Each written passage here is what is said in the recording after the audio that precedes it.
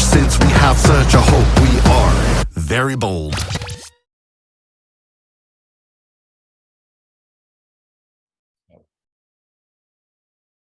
All right, Steve Teel, we're going to call this session 4, Very Bold Radio and Podcast, talking to Henry Jarju. And this incredible story. I'm just amazed. And I was just saying off air, sharing with my wife by text, just that my problems all of a sudden feel so insignificant, so trivial. My little challenges, I'm laughing not because it's funny, but it's just the comparison is just amazing, just hearing what Henry has been through. And I'm so glad that Henry is with us today to tell this story, because otherwise I don't know if my heart could take this story. There's so many setbacks and there's so much discouragement that he has to go through and physically endure. It does, you know, when we're talking with you, Henry, it just reminds me of some of what Paul, the Apostle Paul, talked about and what he endured for the gospel, and shipwrecks and beatings, imprisonments. And I know you weren't imprisoned for or persecuted per se for your faith, but man, what you went through just is it's just incredible. So this is kind of session 4. I don't know. I don't know the story, so I don't know if session 4 is going to bring to close or if there's a session 5, session 6. I don't know.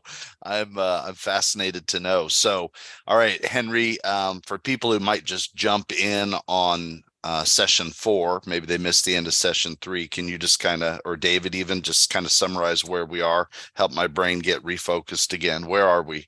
Yeah, I can, but before we do that, it's funny that you bring up just Apostle Paul. Henry knew I was going to say this as soon as you said that, so that's funny.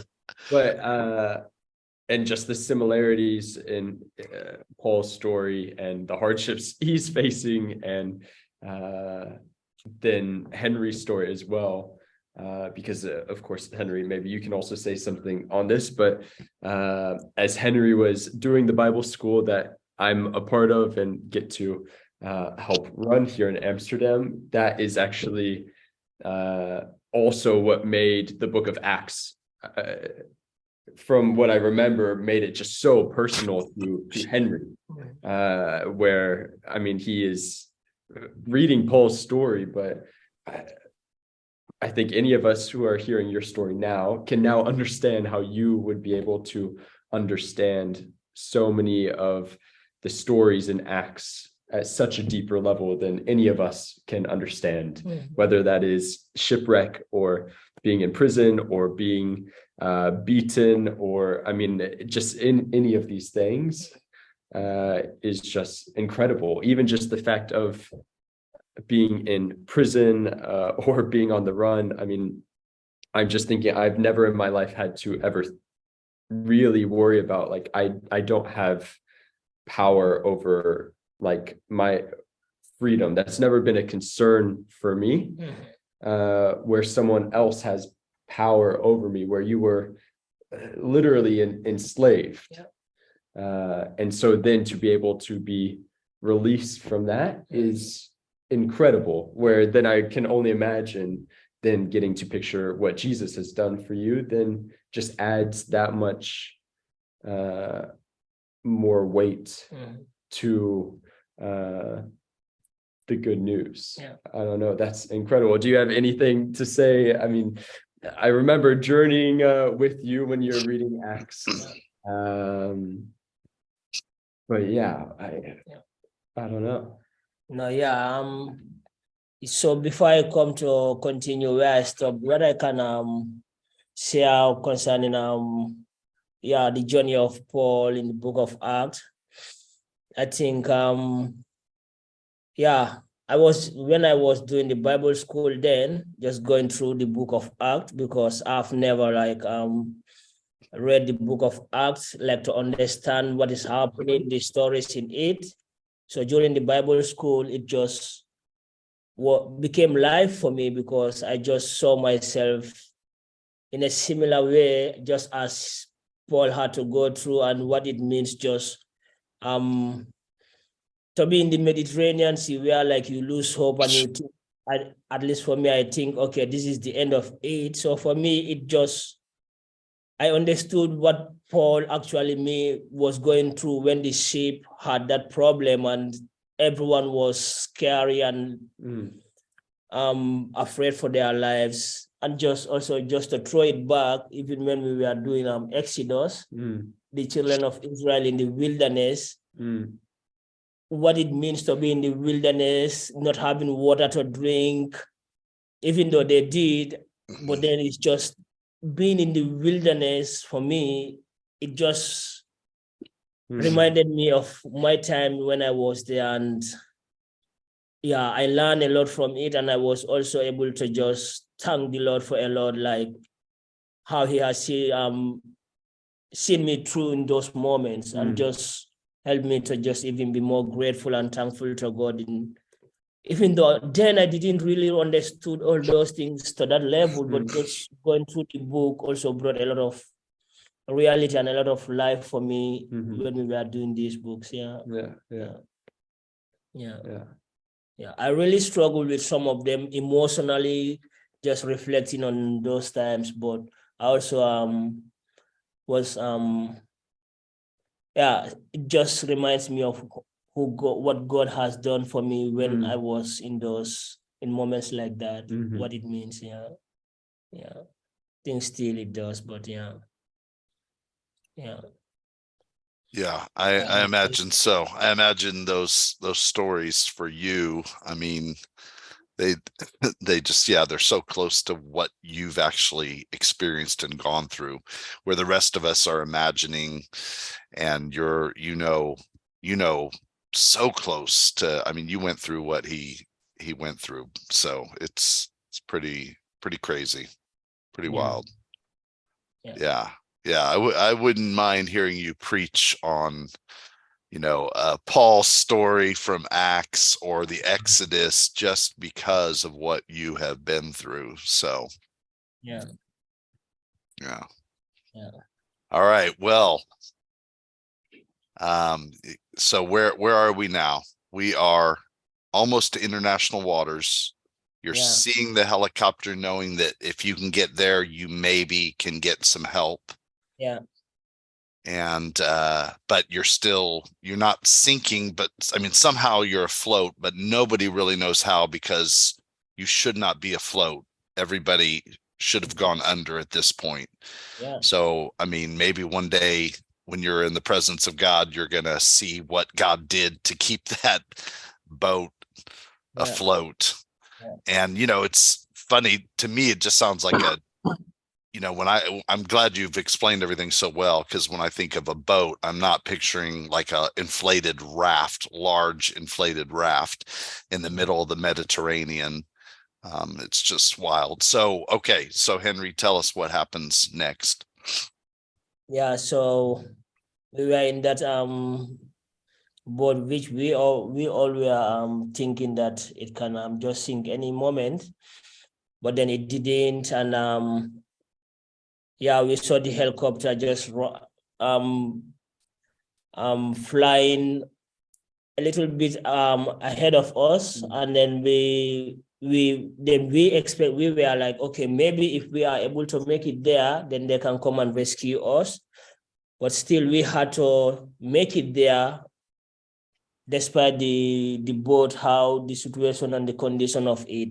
So we tried the same way, like I was explaining to you. We go a little bit against the wave and then turn off the machine and then try to let the waves or the wind just bring us towards that direction, because like our captain also, what he said was, why he was turning the machine on and off, he felt like there was a wood under the boat that was holding it, but the more the machine, the more movement of the machine, the more pressure it might put on the wood, and then then it's easy for the wood to just maybe broke or maybe split, and then the boat can easily sink. So that was why he was turning it on and off, and then that was how we tried until we were able to make it to the international water, where we were later on then being rescued by the rescuers.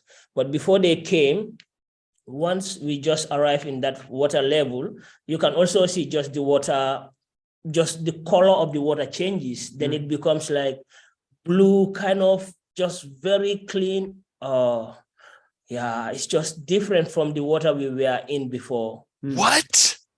You can tell the different colors of the water. Yeah. That's amazing. That's crazy to me.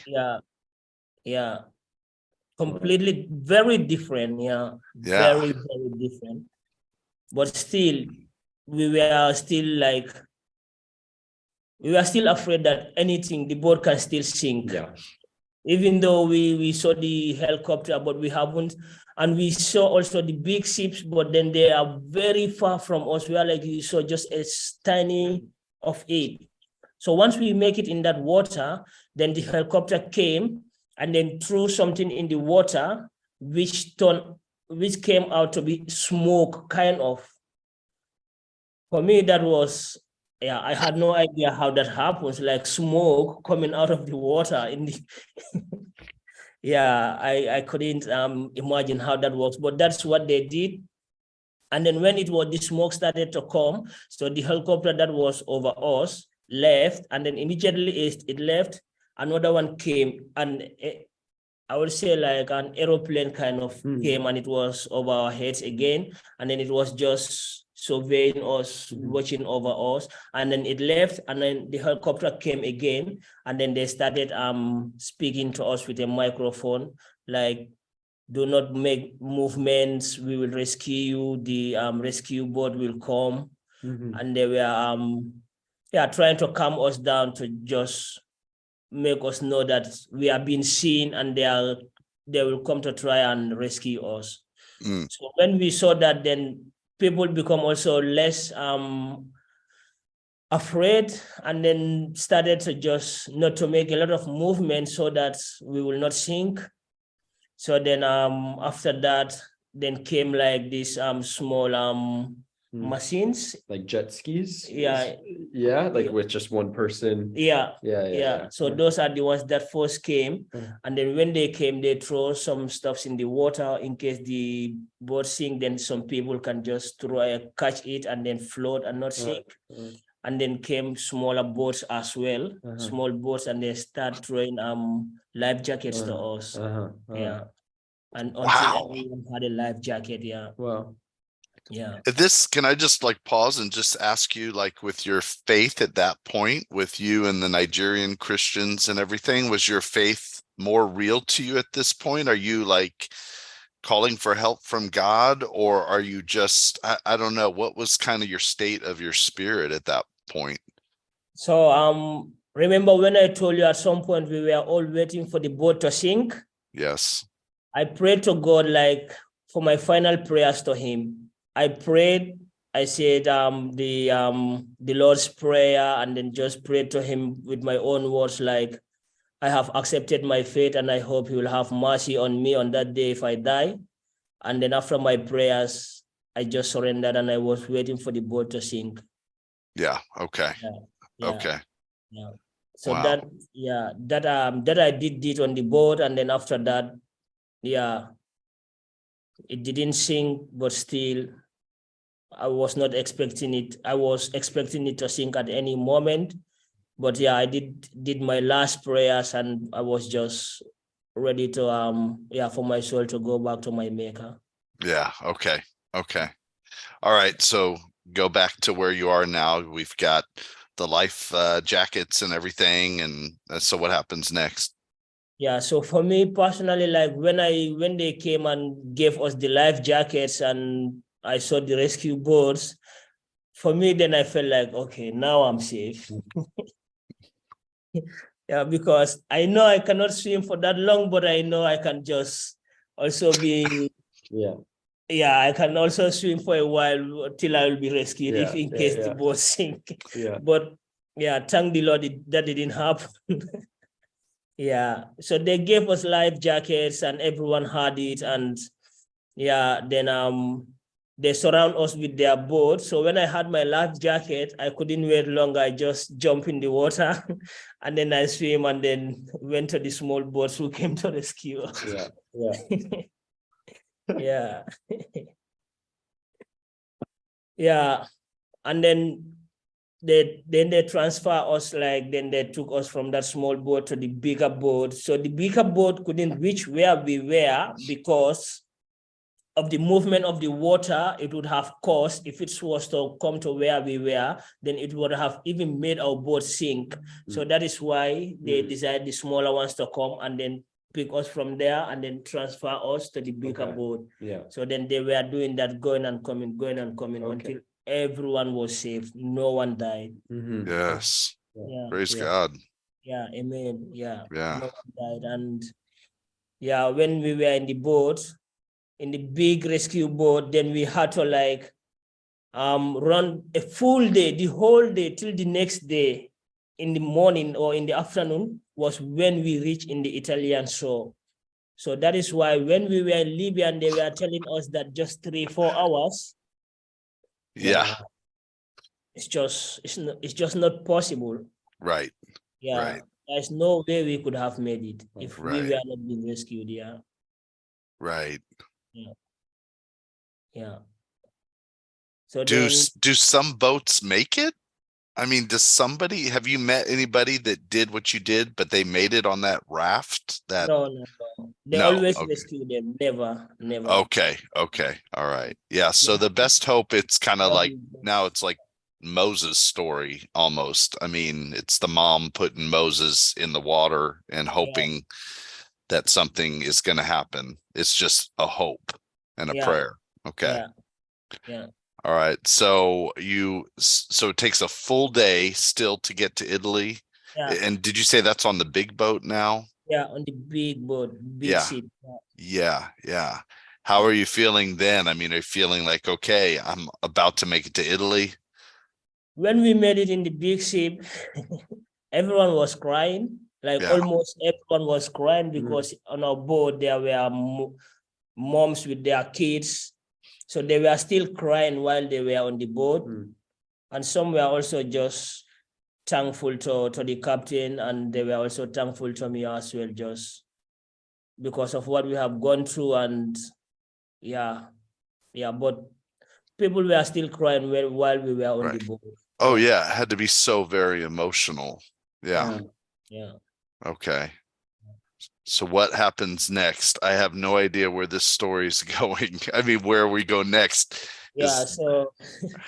So then we made it to Italy, and and we were being brought to a big at a big place at least for our boat. They brought us to Sardinia in Italy. That is an island called Sardinia, and then the capital is called Cagliari. So that was where we landed when we arrived in Italy. So it's from Cagliari, then people start to come, like the Italians, resident people, and also like different organizations who were involved with the migrant procedures in Italy. So they took us to a center like this, and then people come and we are willing to take people into their homes or into camps. Okay. Yeah. So then when I arrived there, so my age I gave there was like, I gave them an age of a minor, because then probably it was more easier for you to have documents in that way. Smart. Yeah. So and then you were actually how old then? Sorry? What was your actual age? My actual age was 24 then. 24. Yeah. Crazy. Yeah. Yeah. So you were smart. You told them a younger age. Yeah, I told them a younger age, but then now I feel like I'm not proud of that, because that is not who I am, and that is not my real age. But that was what I gave them, because that was going to help me to have papers. So I did it for papers. Yeah. I don't feel bad. I'm sorry you feel bad. I think that was just smart. I think that was wise. I understand your point, but it's just a way of doing what I feel like is the best thing for me at the time. Yeah. Right. So then after that, they took me to a camp. And then in that camp, I spent like couple of months. I think we landed in July, and then I was in that camp until around November. So I didn't actually want to stay in Italy, and still my relationship with God at the time, for now, I feel like, it's interesting to see that I have gone through all these things, and now I'm in Italy. And I was not still going to church. I was just, also the expectation, my mindset about what Europe really looks like and what I was hoping to see was not what I really see. So that was also like, is this what I risked for? So then I still was not so how it will look like, because still I feel like the situation doesn't even help. Wow. And one thing also I forgot to mention, like when I made it in Italy, I called my parents. So I called one of my mother back home. You say one of your mothers. What does that mean? I have two mothers. Oh, okay. Did you but you just had one dad? Yeah. Okay. All right. So when you say your parents, you're talking now about calling your My moms. mother, yeah. Okay. All right. Go on. So I called one of my moms and I told her that I'm in Italy, because they haven't heard from me for a while now. Yeah. So when I told her I'm in Italy, and then she was happy. She was just glad that I made it, but she also told me like, your dad, before he died, told us that you will make it to Italy no matter what happened. What? Yeah. So he was like, your dad told me that you will make it. What? Yeah. What did that mean to you when you heard those words? Yeah, I couldn't expect less. For me, that was just because the way he died when I was in Algeria, I felt like I left in a way he was not agreeing with me, but for me, that felt like he really believed in me and he really forgave me. Yeah. That's pretty amazing. Wow. Yeah. Wow. What a gift. Okay. Yeah. That's beautiful. Yeah. So then living in Italy, considering the situation there, I was not actually, I didn't feel like that was the dream I was dreaming of. Yeah, So it was supposed to be the promised land, right? Yeah. I mean, going back to the Bible, it's like that's the promised land. You're working so hard to get there, and then there's no milk, there's no honey. I mean, go on. Yeah. So then I tried to leave the country, because then I felt like, okay, this is not where I think I can fulfill my dreams in. So but I also don't have the right papers to go to other European countries. But still I try to just leave the country anyways. Yeah. Yeah. I'm not surprised, because you keep finding a way. You just keep finding a way. I mean, wow. Okay. So what happens then, Henry? Yeah, so I tried to leave from Italy, from Sardinia, to go to and it worked. I left from Sardinia to come to Milan, around Milan area, and then from Milan to go to so I was planning to go to Germany, but when I arrived in Switzerland, then they didn't allow me to pass. So then the Switzerland police stopped me on the checkpoint, and then they said I didn't have the right documents to go through their country, so they wouldn't allow me to pass. So they held me there for 3 days, and then they gave me back to the Italian authority, and then the Italian authority brought me back to south again in Italy, in Bari. Then I had no money with me again. Then I just choose to stay now. Yeah. Because I was out of money. So then I stayed and I did my asylum procedures, and I was then they came to grant me documents because then I also became sick. I had like tuberculosis, and then I was admitted to the hospital in Italy. I was there for almost 2 months. And then it was after the sickness, they gave me humanitarian permit in Italy.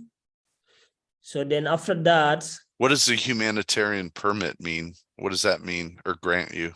So humanitarian permit means you need help from the Italian government, because I was sick, and the sickness allows me for them to treat me, but also for me to live there legally, that I can have the government's protection there. So it's a type of permit called humanitarian permit.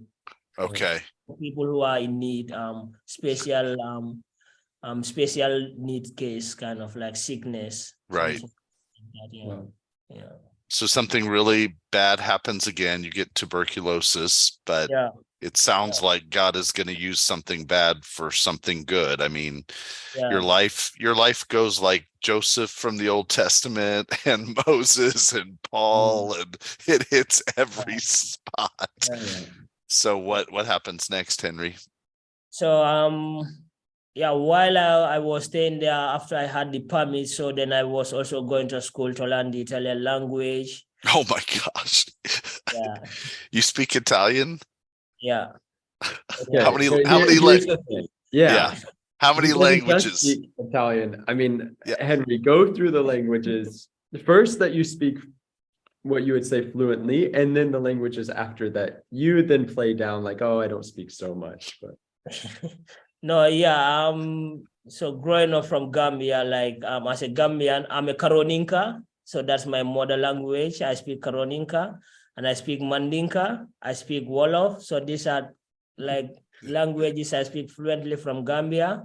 And along the journey, I learned how to communicate in French, because at some point in Mauritania, in Mali, Algeria, you had to adopt. And then at some point, I have to pick up a few words in Arabic, because Algeria and Libya as well, you have to learn how to speak those languages. And then in Italy, I learned to speak Italian, and now Dutch. Now Dutch? Yeah. Did you include English at the No, beginning? not yet. So that then is that's 8. Yeah. How did you, real quick, how did you learn English? Is that also in Gambia, or? Yeah, in Gambia we learn English officially at school. Okay. All right. That's a British colony, yeah. So that was 8 languages you counted, David? Yeah, that's crazy. I mean, that's I barely crazy. speak one. Yeah. Wow.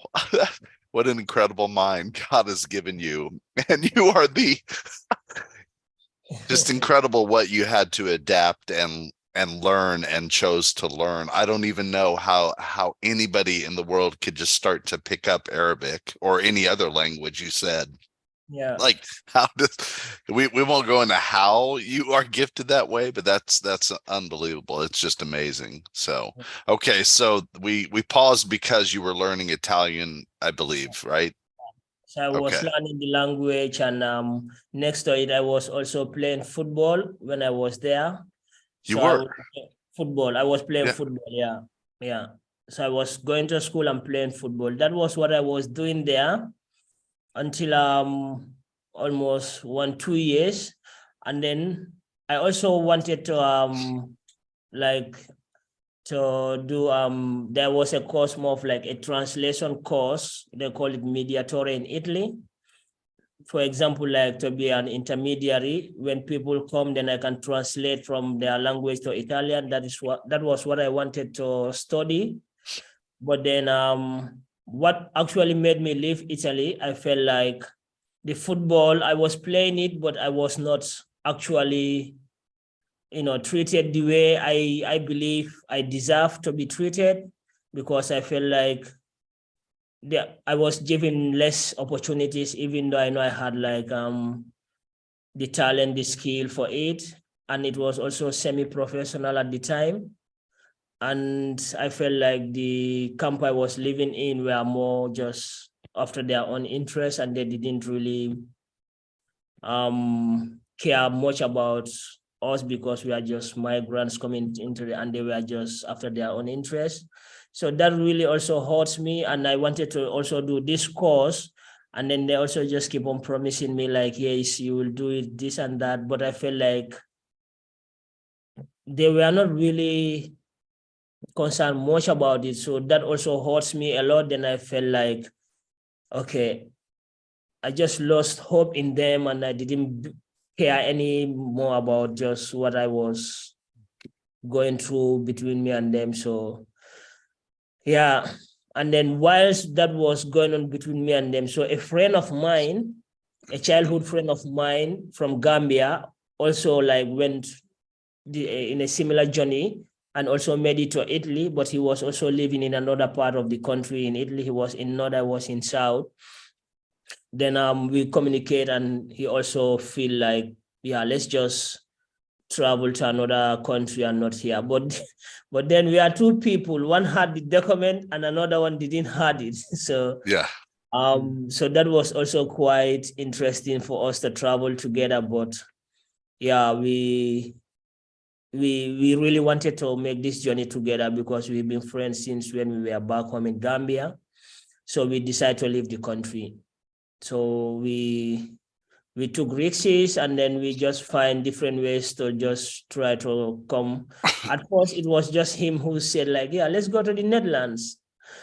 And I was like, but we don't know anyone there. And then why he also wanted to come here, because in Italy, he was working in a cheese farm. In a farm where they make cheese, and then someone at the cheese farm who came from the Netherlands told him that when you go to the Netherlands, it's better, you can make better money there, you can work there than in this place. So that's why he wants us to come to the Netherlands. So I was like, so you'll do cheese. What about me? It's like, yeah, you can also learn how to make it.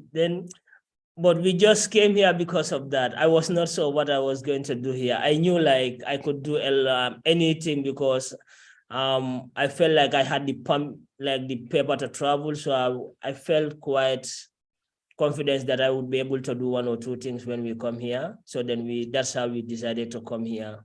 And to come here, we also just took a private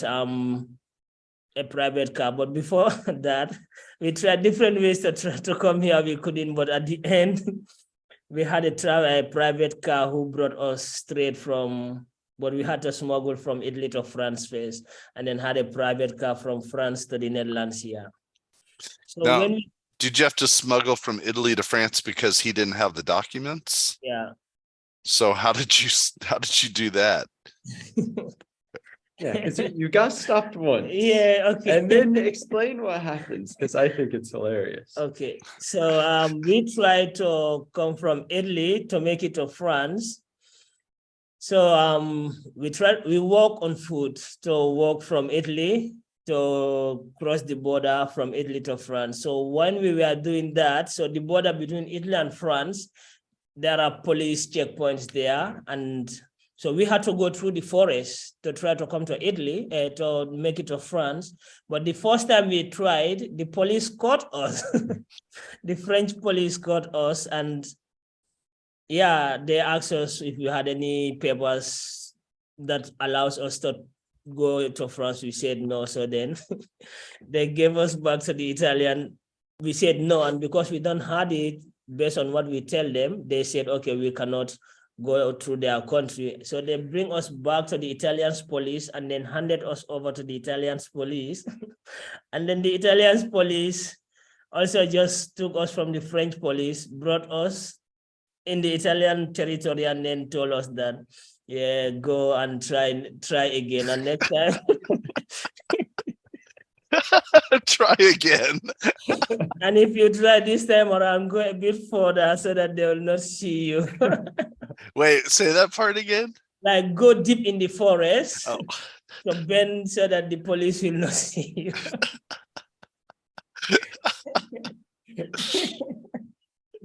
So then we also tried that very day again. and it was snowing. So we went through the snow, and then the second time we still now went more further again. So lucky for us, they didn't saw us, and we made it to France. And the Red Cross, when we made it to France, we reported ourselves to a Red Cross center in France. And then the Red Cross Center helped us with food and a place to stay for a few nights. And then after that, we were able to find a private taxi, which drove us straight from France to the Netherlands. And so you had money saved up from your work and everything? And he did too? Yeah, we had some cash with us, yeah. My friend Okay. also was working at the time as well, yeah. Right. Yeah. So we were also able to use his money as well for that. Right. Okay. So then when we make it to Amsterdam, now here we are in the Netherlands in Amsterdam, but we don't know anywhere. Right. We don't know where to go to. And so we ended up in the street here. We joined a group of like, it's called We Are Here group. We ended up on the street. They live in like cracked buildings.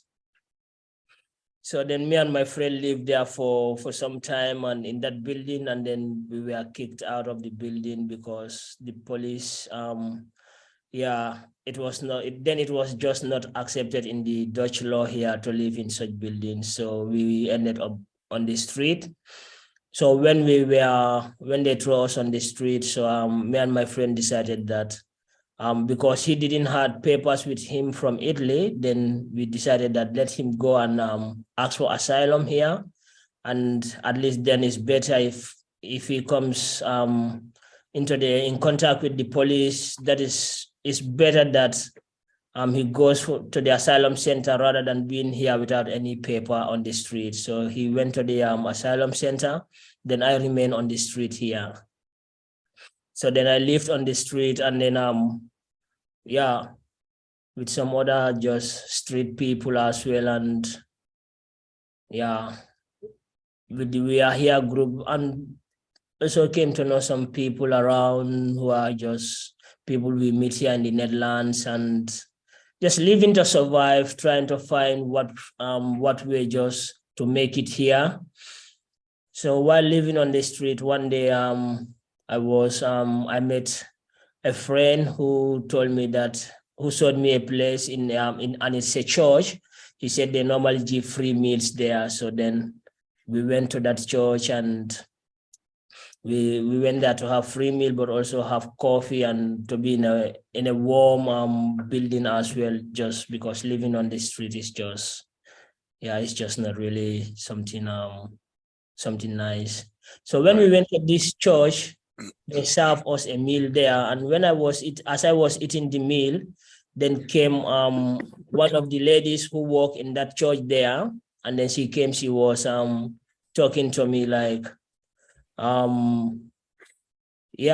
are you from and what are you do? Why are you here in this country? And as we were chatting, and then she asked me, what did I do when I was back home in Gambia? And I explained to her that I was a teacher, and I was teaching in a primary school before I left. And then she told me that, okay, if you are good with kids, I would like you if you can come and help me here with, because she's also a social worker who works with kids in that church as well. So She asked me if I could come and be helping her with the kids every Monday. And I was just living on the street. I'm like, for now, I don't have anything to do. Why not? I can come. Yeah. So then from that day onwards, every Monday, I always come there, help her with the kids, tell them stories, take them to the playground, do music with them, just fun music. And then at the end, they go home. And so I was doing that with her for a while. And at some point, she asked me like, what would you like to study, or what would you like to do in this country here? If, for example, you want to study and I want to help you to pay for you to go and study, what would you like to do? And then I told her that actually I think I would like to be a missionary. Really? Yeah. But the time I was telling her this, I don't actually know, like, I just said it to her, but I don't even know how it came in my heart to say it, because Yeah, I just told her I want to be a missionary. And then she just looked at me and laughed. And then she told me that, did you come all the way from your country to become a missionary in this country? I'm like, yes, I just want to know God in a community way, in a more personal way, because whilst I was living on the street, I felt like there was something I was lacking in my life. I was just reminded of who God really is for me, and I felt like just going to church on Sundays, it's not enough. I felt like, and I really feel like I want to know God in a more, what it means just to know him in a community way. And I have never even had an idea of what living in a Christian community life even looks like. But that was just what was in my heart at the time. And that was what I shared with her. And then she told me, just think about it. If you want to study even any other thing aside from being a missionary, I think I would like to support you on that, me and my family. But I told her that I just want to become a missionary, but I don't know how it was in my heart at the time. So she told me, okay, you can still think about it and see if you can come up with something else, or yeah. So then. So she was trying to encourage you to come up with something else? Or Yeah. was she would like support if you came up with something else? Yeah. But she wasn't sure about supporting you as far as the missionary plan. Is that right? No, I wouldn't say she wasn't sure. She was more of like, are you sure you really want to be a missionary coming to this country here, Amsterdam, the Netherlands of all places? Right. And then also knowing that I was just here as a migrant who came in this country through what I just shared with you. Yes. But yes. she felt like, are you not going to study or maybe look for a better job, well paid, maybe something like that? So, got it. Yeah. Yeah. She sounds like an angel. Sounds like God had her right in your path. Okay, go on. Absolutely, yeah. And then so after that I continued coming to the church, helping her with the kids, a program every now and then, every Monday. And then until one time she came back to me again and told me that there is a school that she found, and it is called like a discipleship training school, but she doesn't know if I would like it or not. And then she told me that she also brought the card of the school, and then she asked me just to make a little bit research about it and see if I like it. So then I check it on Google and see like Discipleship Training School and how they organize the program and everything. And I just like what I saw on the website, but I had no idea what it actually looks like. And then so like here in Amsterdam, every first Thursday of the month, they normally have what you call pursuit night. So in that pursuit night, it's a worship night where like they invite everyone and people come together to worship together. So then when I came here, that was the first thing I came here to do. So I was invited on a pursuit night, and then I saw how the worship looks like, and I felt really for the first time I felt like I think I like this, but I don't know like how it will look like in the future. But that was my first experience with YWAM. So after the pursuit night, I went back home, and I was still living on the street anyways. Wow. Yeah. Wow. Yeah, but this woman also came to help me. Also, through her, she helped me and get me out of the street. She helped me to stay in a hostel where like I had to walk through the day, do the cleaning in the hostel to be able to have meals to eat, and then to be able to spend the night there, which was for me a big help just to come out of the street. So that's how I came off the street. And then when I came to the pursuit night, that was my first experience here, and I liked the atmosphere, what I saw here. And then that also just encouraged me to try even to think of doing the school DTS. So then I made up my mind like I would like to do this school, but what I did not also know was like I had to pay for the school for me to be able to do. So for me, Yeah. like I had to pay to come and learn about who God is. It was, That seemed backwards. yes.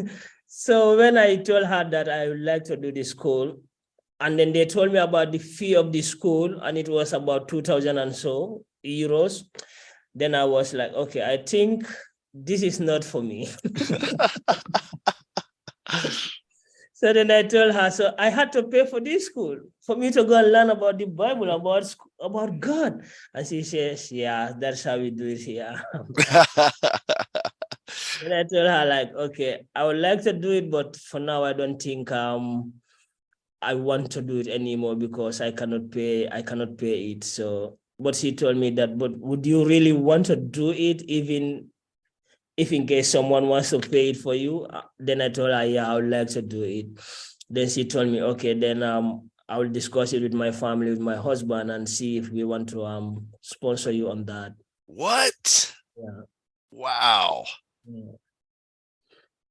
Yeah. So later on, I think sometime later on, she came and told me that, well, so my husband and I have decided that we will sponsor you if you will pay the school fees for you if you want to do the course, and Wow. once you can apply it now. Yeah. And then Wow. I applied the school, and yeah, that's how I came and did my DTS in 2020. 2020. So you Yeah. had been in the Netherlands for how long? About For 3 years now. at So that point? now at that point, I was in the Netherlands just for a couple of months. Like I came in the Netherlands in the summer of 2019. Okay.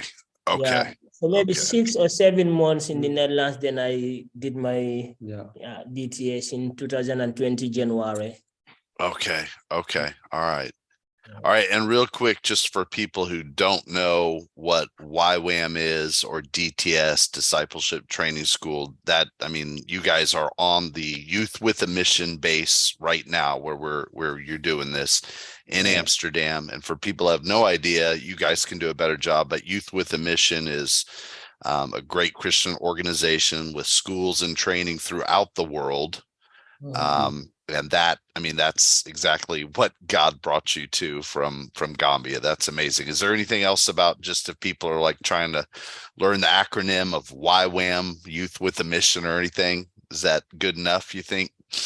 Yeah, maybe that's pretty good. Yeah, I mean, YWAM, Youth with the Mission, is just a Christian organization with the intention of getting to empower people into what it means to live as a Christian, which is bringing God's kingdom as it is in heaven down to earth, whether that is as a missionary going out to another country, or whether that is living in normal society, working as a baker. It's just how empowering people into into what it means to live as a Christian and getting to share God's kingdom with others. So yeah, it's a great organization. It has it both has a lot of training and different programs to train people into what it means to be a disciple, and also to be able to disciple others. But they also have Bible training, which is also then what I'm a part of, and also what Henry then did after his discipleship training school. But then they also have just the ministry side as well, where YWAM here in Amsterdam also has many different ministries, where, for example, as we're calling just behind us, then they were serving homeless people here in Amsterdam, but then they also have different ministries. For example, one goes to the red light district in Amsterdam. So it's both training, but also just ministry. So it's a whole big thing, and YWAM is then just all over the world. Probably there is a base not so far from wherever you're listening from. So it's cool organization. Yeah. For sure. And that is Okay. then what we're a part of. Yeah. Yeah. Amazing. Okay. So Henry, where do you go from there in the story? What else do you tell us next? So you go to Discipleship Training School. This family sponsors you, which just kind of blows my mind. Even that same woman just, asking you to help with the kids every Monday. That's just a beautiful story. And so maybe, in fact, seeing that my dog wants to go out, maybe we'll pause here one more time, and then we'll come back for session 5, and probably you'll update us on where God has you going next, I'm guessing, right? Yeah. All right, let me pause this.